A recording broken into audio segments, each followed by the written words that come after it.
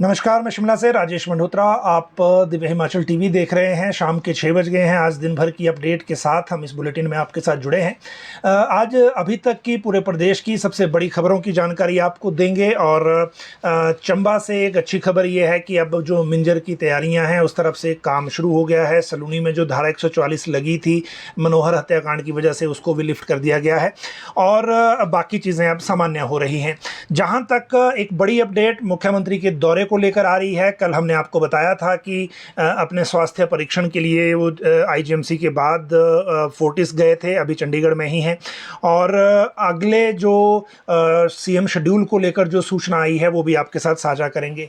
इन सारी चीज़ों के साथ तबादलों को लेकर एक बड़ी अपडेट आपको देंगे। राज्य सरकार ने या मुख्यमंत्री ने महीने के आखिरी 4 दिन में ट्रांसफ़र को लेकर जो एक शेड्यूल जारी किया है, उस शेड्यूल के मुताबिक आज पहला दिन था, या आप कहिए कि इस महीने का आखिरी दिन था, जब इन नए निर्देशों के तहत ट्रांसफ़र होनी थी। सचिवालय से लेकर डायरेक्टरेट्स तक में सभी विभागों के जो तबादले हैं वो आज लिस्टें लंबी निकलनी हैं। लेकिन इसके लिए सरकार ने व्यवस्था क्या की है, क्या निर्देश दिए हैं तबादलों को लेकर, क्योंकि मुख्यमंत्री यहाँ नहीं हैं तो केस टू केस फाइल पर तो प्रोसेसिंग नहीं हो रही है। लेकिन जिस तरह से ये आदेश हो रहे हैं उसके लिए क्या व्यवस्था बनाई गई है वो आपको बताएंगे। और साथ में ये भी कि आज और कल सुबह ये जो आदेश हैं, तबादला आदेश हैं, वो कितने जारी हो सकते हैं। इसके बाद अगली बात अगर करें तो एनटीटी को लेकर दिल्ली में एक हलचल हुई है, क्योंकि जो प्रोजेक्ट डायरेक्टर हैं वो दिल्ली पहुंचे हैं। 2 राज्यों के मॉडल पर स्टडी हो रही है, उसकी भी अपडेट आपको बताएंगे। और मुख्यमंत्री ने एक बड़ा फैसला लिया है, उसकी जानकारी आपको देंगे। ये है चंडीगढ़ में अपने हिस्से को लेकर। और जो बात पहले वर्बली कही जा रही थी वो अब एक कमेटी के रूप में सामने आ गई है। एक कैबिनेट सब कमेटी बनाई गई है। एक बड़ी अपडेट है ये। अब तक चंडीगढ़ के साथ ही आप कहिए कि पंजाब हरियाणा के साथ जो बीबीएमबी का गठन हुआ और जो शेयरिंग पैटर्न बना था, उस पैटर्न के हिसाब से अभी तक काम नहीं हो पा रहा था, लेकिन ये पहली बार ऐसा स्टेप लिया गया है।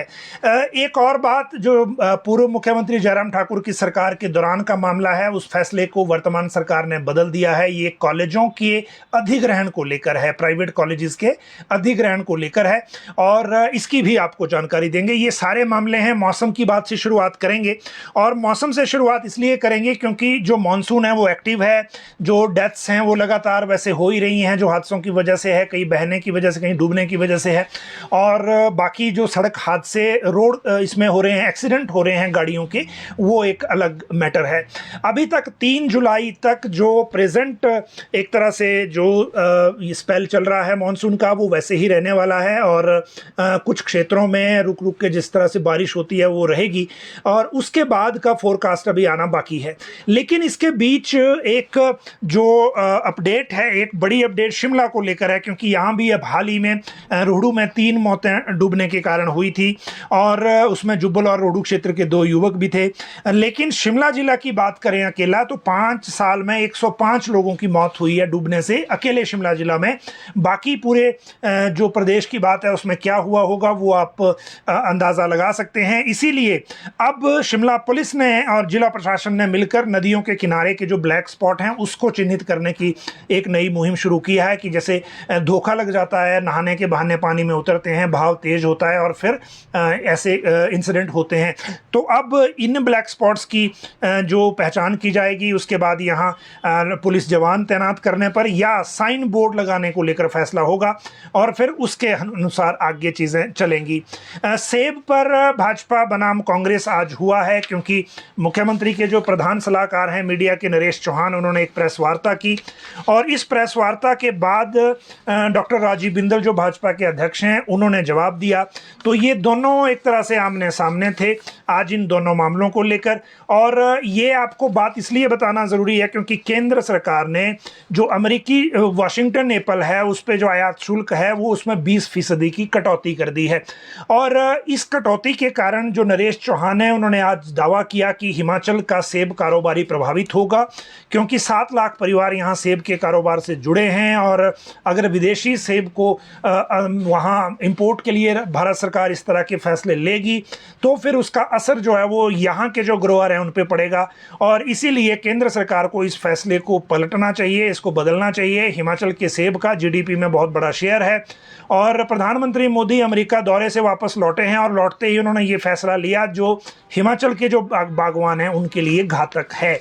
ये बात कही कांग्रेस के द्वारा। बीजेपी में जो बात है वो इसका सबक, क्योंकि जो यूरिया सब्सिडी है उसको लेकर राजीव बिंदल ने प्रेस कॉन्फ्रेंस करनी थी। उन्होंने अपनी बात कही कि यूरिया पर कितनी सब्सिडी जो है वो दी जा रही है प्रेजेंटली, लेकिन इसके साथ साथ एक और बात ये कह दी। जब उनसे सवाल पूछा गया इंपोर्ट ड्यूटी को लेकर तो उन्होंने कहा कि सेब पर इंपोर्ट ड्यूटी भी बीजेपी सरकार ने ही लगाई थी, और अब अगर उसमें कोई करेक्शन का फैसला हुआ है तो वो ज़रूरत के हिसाब से हुआ होगा, और उसके बारे में अभी और जानकारी जुटाने की ज़रूरत है। जहाँ तक कांग्रेस सरकार की बात है तो ये लोगों में भ्रम फैलाने का काम कर रहे हैं। एक तरफ भारत सरकार से जो पैसा आ रहा है उसको अपने नाम से क्लेम करके मीडिया में प्रेस नोट दिए जा रहे हैं, और दूसरी तरफ ये कहा जा रहा है कि भारत सरकार से कुछ नहीं मिल रहा। जहां तक गारंटियों की बात है तो गारंटियों को लेकर भी अभी तक सरकार ने कुछ नहीं किया है, और चाहे 1500 की बात हो, चाहे बाकी चीज़ों की बात हो, तो इस सारे प्रोसेस को लेकर जो डॉक्टर बिंदल हैं उन्होंने कांग्रेस के ऊपर ये वापस मामला फेंक दिया। इसके बाद अगली बात करें अगर, तो वो मुकेश अग्निहोत्री को लेकर हैं जो दिल्ली पहुंचे हैं, और डिप्टी सीएम बड़े दिनों से दिल्ली जाना चाह रहे थे, बीच में इनको बुलाया भी गया था, लेकिन अब ये दिल्ली पहुंचे हैं। आज राष्ट्रीय अध्यक्ष कांग्रेस के मल्लिकार्जुन खड़गे से मुलाकात की, कर्नाटक के डिप्टी सीएम जो हैं उनसे मुलाकात की दिल्ली में उन्होंने, और बाकी जो हाईकमान के नेता हैं उनसे भी मुलाकात की। कांग्रेस सरकार ने जो गारंटियों को लेकर अभी तक कितने फैसले हिमाचल में ले लिए हैं उससे हाईकमान को अपडेट कराया, उसमें ओल्ड पेंशन भी एक मैटर है, और जो बाकी सारे मामले हैं उनकी भी जानकारी दी। कर्नाटक के जो उप मुख्यमंत्री हैं डीके शिव कुमार, उनसे भी इन्होंने मुलाकात की है। बाकी सारी चीज़ें डिटेल में पता लगेंगी कि जो इस मुलाकात के दौरान और क्या क्या हुआ है, क्योंकि अभी बहुत कुछ होना बाकी है। हिमाचल में मंत्रिमंडल विस्तार का भी इंतज़ार हो रहा है। तो इन सारी चीज़ों के साथ एक बात जो कांग्रेस में अभी, क्योंकि मुख्यमंत्री वापस आएंगे उसके बाद सारी एक्टिविटी जो है वो फिर से गति पकड़ेगी। जहाँ तक रुके रिजल्ट की बात है तो वो एक बड़ी अपडेट, क्योंकि हमारे बहुत से व्यूअर इसके बारे में जानकारी चाहते हैं, जानकारी लेना चाहते हैं, क्योंकि बहुत से पोस्ट कोड के मामले में जिनमें अभी डॉक्यूमेंट वेरिफिकेशन भी नहीं हुई है, वो भी चाहते हैं कि जिनकी जो विजिलेंस जांच से बाहर के मामले हैं वो जल्दी हो जाएं।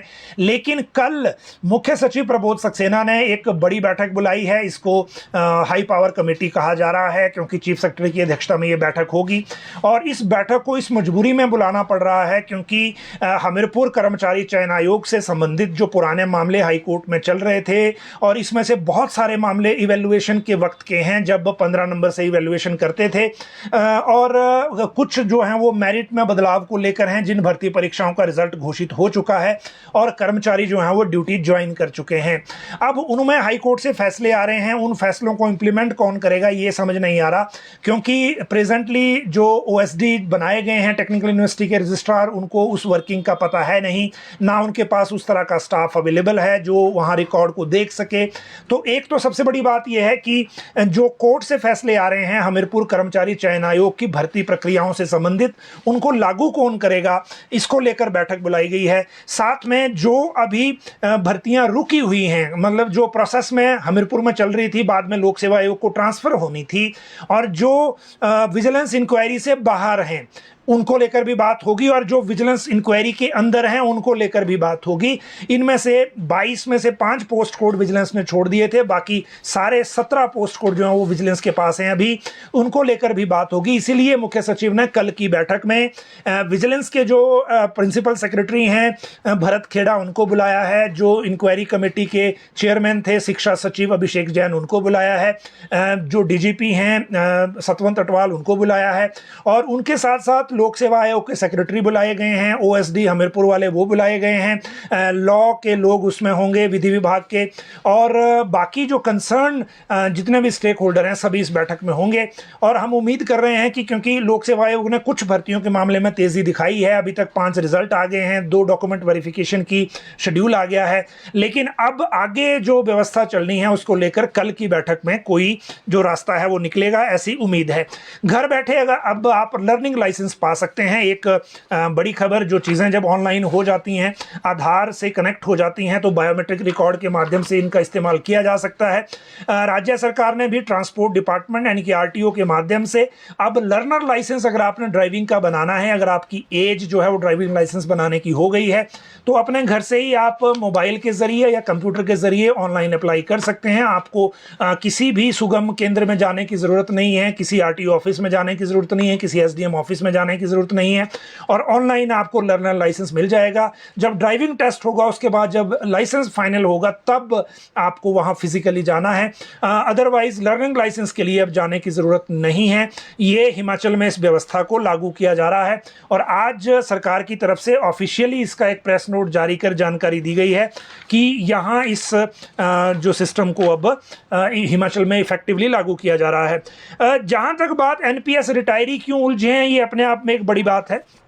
वजह यह है कि हमने सबसे पहले आपको बताया था कि जो ओल्ड पेंशन में शिफ्ट हुए हैं एनपीएस से, उनको लेकर जो उनका जो एनपीएस कंट्रीब्यूशन है स्टेट गवर्नमेंट वाला, उसको कैलकुलेट करने के लिए डीडीओ काम नहीं कर रहे हैं, यानी कि डीडीओ फार्मूला नहीं है पता उनको कि कैसे कैलकुलेट करना है, और जो डिस्ट्रिक्ट ट्रेजरी ऑफिस के लोग हैं वो भी उसमें सपोर्ट नहीं कर रहे थे।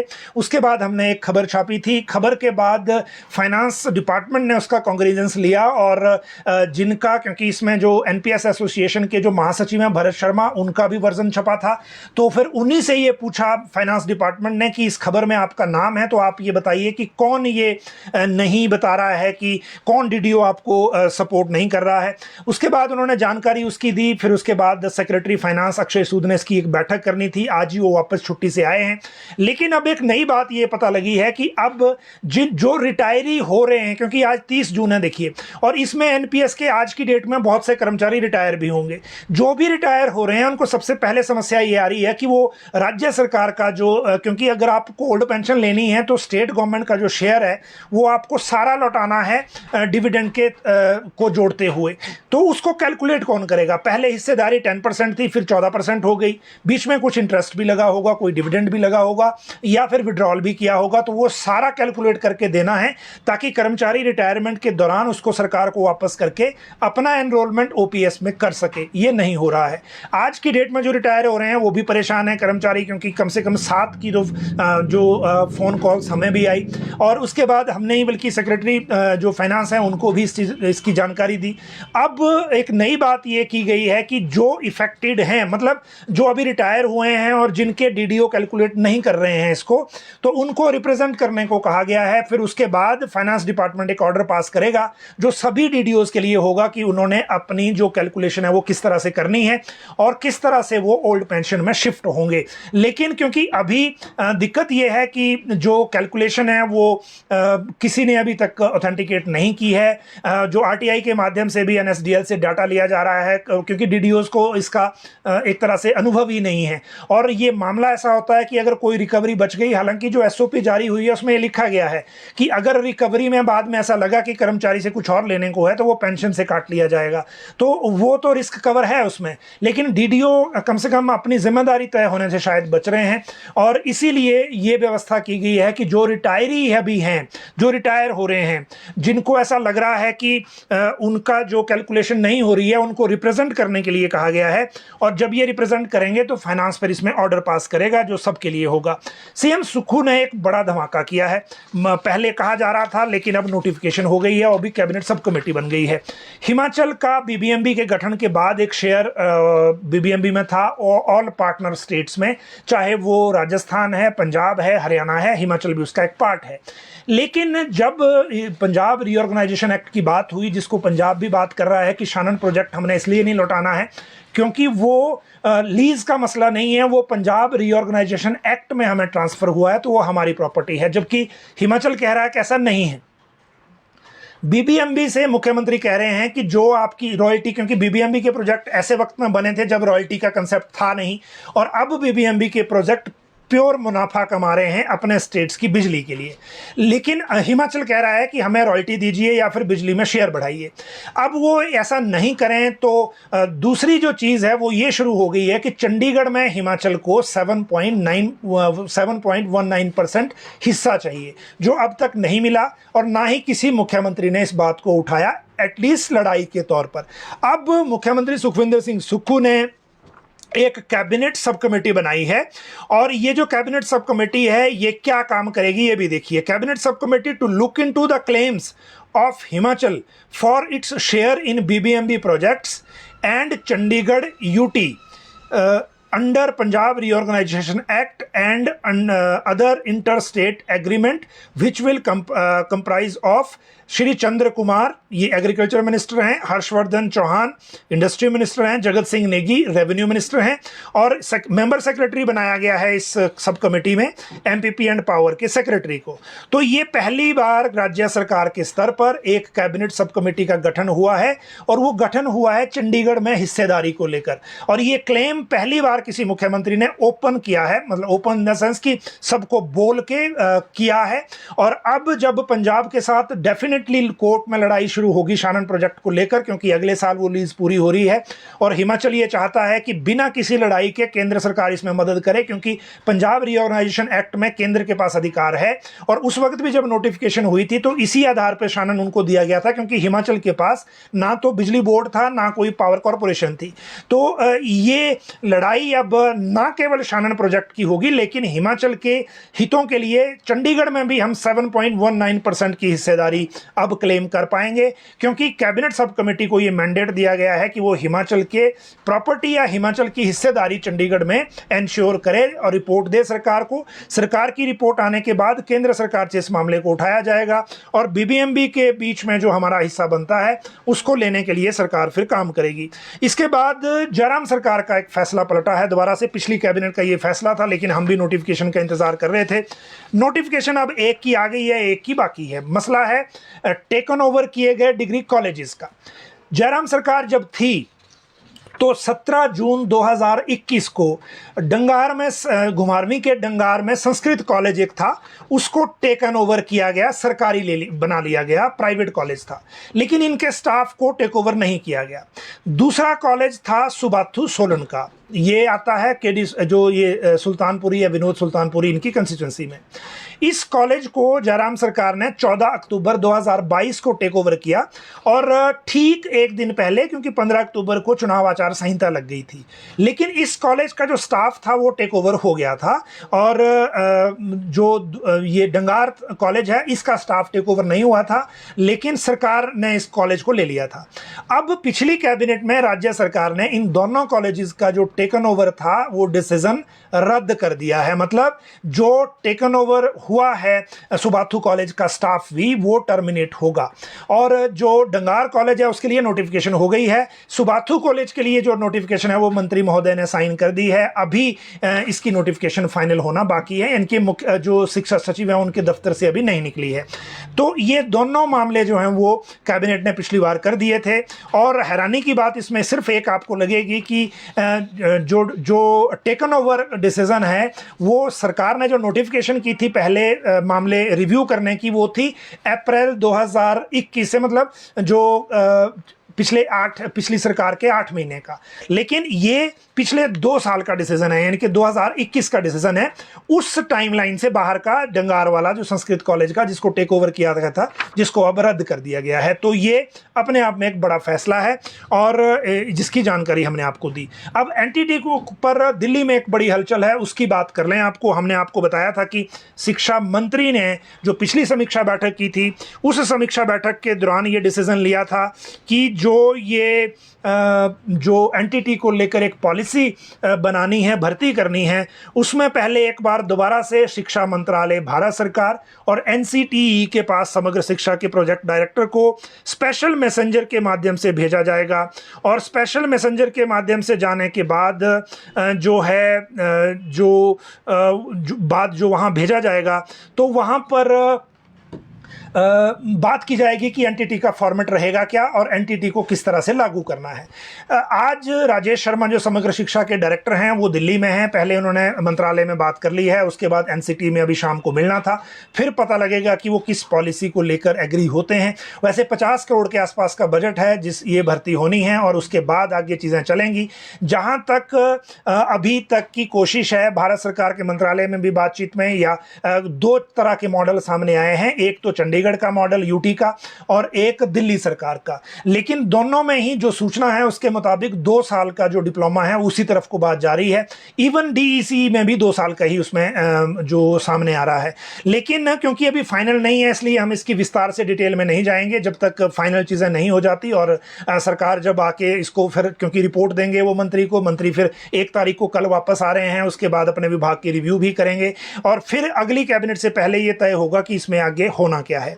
इन सारी चीज़ों के साथ, क्योंकि अभी एनटीटी को लेकर जो भर्ती है या बाकी चीज़ें हैं उनको लेकर जो आगे सरकार ने बढ़ना है, इसीलिए एक कंसेंसस बनाने की कोशिश की जा रही है भारत सरकार के साथ, ताकि जो भी डिसीजन लेना है उस डिसीजन की तरफ जो अब फर्म कदम बढ़ाया जा सके। क्योंकि चर्चा बहुत हो गई, ड्राफ्ट बहुत बन लिए, लेकिन चीज़ें फाइनल नहीं हो पा रही हैं।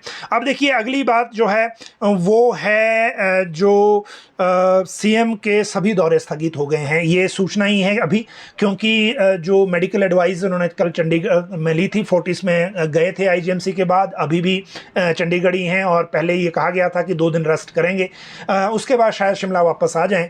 हमीरपुर का दौरा जो 2 से 6 तक रखा गया था उसको स्थगित कर दिया गया है। 12 जुलाई तक जो भी कार्यक्रम मुख्यमंत्री के थे सभी को स्थगित कर दिया गया है और उसके बाद उनके आने के बाद ही अगला शेड्यूल इसमें तय होगा कि आगे क्या करना है। लेकिन आज कौन से तबादले होंगे वो मैं आपको बता दूं, क्योंकि कल सरकार ने एक ऑर्डर किया था और उस ऑर्डर के मुताबिक ये था कि 4 दिन अंतिम जो होते हैं महीने के उसी में ट्रांसफ़र होंगी और उसी में प्रोसेस होंगी, उसी में ऑर्डर निकलेंगे। मुख्यमंत्री भी जो डीओज हैं वो उसी 4 दिनों में देखेंगे। अभी सीएम शिमला में नहीं है, लेकिन सभी विभागों में को ये कहा गया है कि जो ट्रांसफ़र प्रपोजल या एप्लीकेशंस जो एमएलएज की तरफ से रिकमेंडेशन भी आई हैं उनमें जो अंगेस्ट वैकेंसी या म्यूचुअल ट्रांसफ़र्स हैं वो जो कर ली जाएँ, उसमें हो सकता है जो एमएलएज हैं उनसे भी पूछ के जिसमें ऑर्डर किए जाएंगे। खासकर एजुकेशन में तो बहुत हलचल आज है और जो शिक्षा मंत्री हैं अपनी कंस्टिट्यूंसी में हैं, सीपीएस यहाँ शिमला में है और ये आपस में बात करके जो ऑर्डर हैं वो प्रोसेस हो रहे हैं। अभी अभी थोड़ी देर पहले जो प्रिंसिपलों को लेकर ऑर्डर थे वो भी आए हैं, जो कॉलेज या स्कूल के प्रिंसिपल होंगे, इनको लेकर बहुत सारे ऑर्डर अभी निकल आए हैं और इनके ऑर्डर के बाद अब बाकी और भी आने वाले हैं। एजुकेशन की वेबसाइट पे एलिमेंट्री और हायर दोनों, देखिए ये आज के जो ऑर्डर हैं ये सेक्रेटरी एजुकेशन के हैं और ये जो ऑर्डर हैं एडमिनिस्ट्रेटिव ग्राउंड पे किए गए हैं और ये गवर्नमेंट सीनियर सेकेंडरी स्कूलों के प्रिंसिपल्स के हैं। हालांकि इसमें जो ऑर्डर हैं वो 5-6 लोगों के ही हैं, अभी 6 लोगों के हैं इसमें और इसमें लेकिन जो और बहुत सारे ऑर्डर अभी आने वाले हैं और वजह ये है कि आखिरी, क्योंकि 4 दिन रखे गए थे तबादलों के लिए और ये इसी महीने से लागू भी करना था, तो आज आखिरी ही दिन था। इसीलिए आज और कल, क्योंकि आज की डेट में कल भी ऑर्डर जारी हो सकते हैं, कल भी आप कुछ विभागों की वेबसाइट पे लिस्टें देखेंगे तो जिन ने अप्लाई किया हुआ है या एमएलए के पास अपना रिक्वेस्ट दी हुई है या एमएलए ने आपका नोट दिया हुआ है तो एक बार चेक कर लें कि आपका ट्रांसफ़र ऑर्डर निकला कि नहीं, क्योंकि फिर आपको मौका मिलेगा अगले जुलाई के लास्ट में और तब तक फिर इंतज़ार करना पड़ेगा क्योंकि बीच में कोई ट्रांसफ़र नहीं होंगी।